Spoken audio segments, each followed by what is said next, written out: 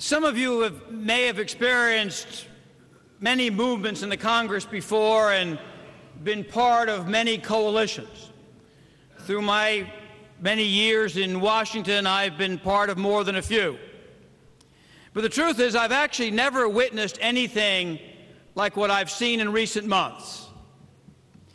This is a partisan town. There are deep philosophical divides. But somehow, over the course of the last year, an extraordinary coalition has formed in support of the residents of Camp Ashraf, indeed in support of the MEK delisting from the foreign terrorist list, and for dealing realistically with Iran.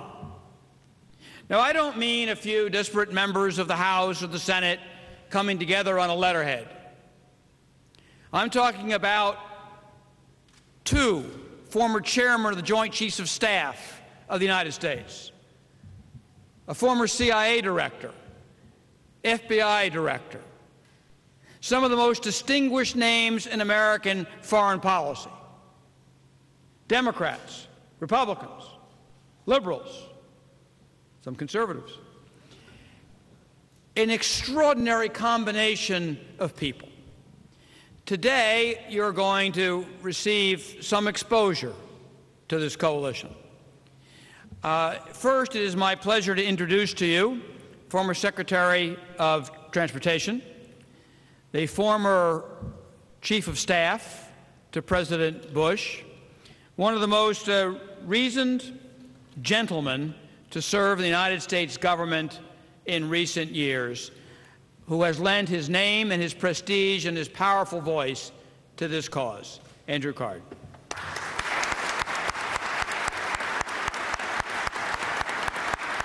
You know, you're in a building that has become increasingly political, and yet it was built on politics. And you're in a room where policy is debated. This is an unusual opportunity for us to be here, not as partisans, really not even as people who are arguing about policy.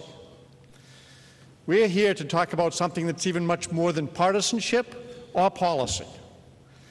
We're talking about people. And these are Iranian people who are members of the MEK, who have stood very, very tall, very, very tall as allies in the war on terror. They stood very, very tall in saying that secular leadership can make a difference for the people that are being led. The MEK has demonstrated that they know how to build a government that works. And it's working in Camp Ashraf. They've demonstrated that they understand that an Iran that is free will be best for the Iranian people. An Iran that does not aspire to have nuclear weapons would be best for the Iranian people. The United States entered into an agreement with the people of the MEK. It was a strained agreement. I don't think either side knew each other. The people of the MEK and their outstanding leaders demonstrated that the people of the MEK could be trusted to be allies in the war on terror. They could be trusted to keep their word, lay down their arms, turn over their arms,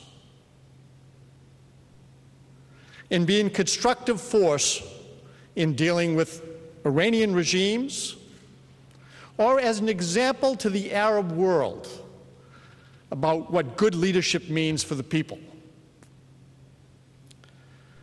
I was blessed to serve in a fabulous position as Chief of Staff to a President of the United States. And I watched as America's word was given. It was an important word that was given. It's important that we keep that word. The word that was given was that we would protect the people of Camp Ashraf. We promised that they would not only be protected by the United States, that we would work with the United Nations to make sure they were designated a protected people. We kept our word. When the reins of responsibility were passed from U.S. forces and our diplomatic corps to leaders of Iraq, that word was to be kept. America's word was to be kept by the Iraqi leadership. They did not keep it, and I am embarrassed. I stand here today as someone who is very proud to be an American. I'm very proud of all that is the foundation of our democracy. I'm proud to be able to express my views. I'm proud to be able to petition government to address the grievances that I think are there. I'm proud to stand with you because your concerns aren't being addressed the way they should be. The MEK is not a terrorist organization. It should not carry that label. It'd be an easy thing for the executive branch of the United States government to take the MEK off the list that they shouldn't have been put on in the first place. Time has clearly demonstrated that the MEK is not a terrorist organization. The MEK are people stuck in Camp Ashraf or spread around the world, but with a common vision. A vision that sees a people of Iran that could live in a secular country, practicing their faith,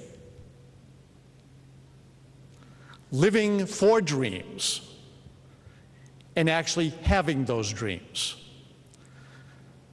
The United States should see the people of the MEK as allies for the American dream that could become the Iranian dream.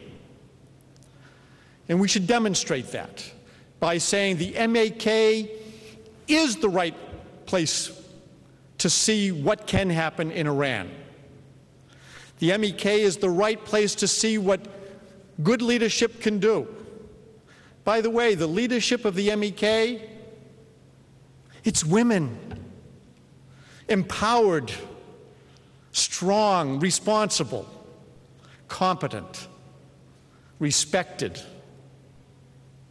and they do make a difference. The United States has an obligation. A word was given by our government. We have an obligation to keep our government's word. But even greater than that, we have an obligation to help the people of the MEK who are stranded in Camp Ashraf. We have an obligation to protect them.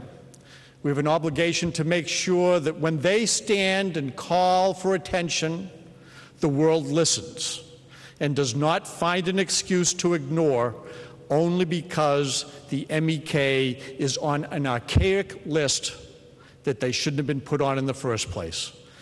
So I stand proudly before you saying it's time for the people of the MEK in Camp Ashraf to be able to be people of the world.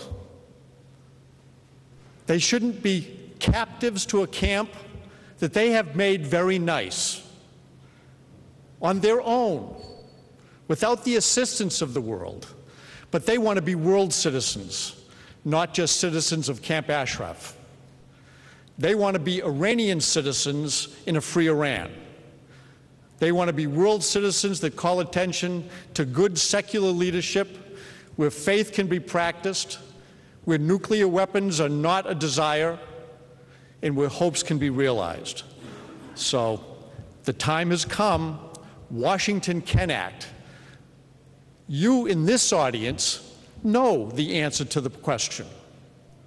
Why don't the people at the State Department see the answer to the question and provide the right answer right now? Thank you.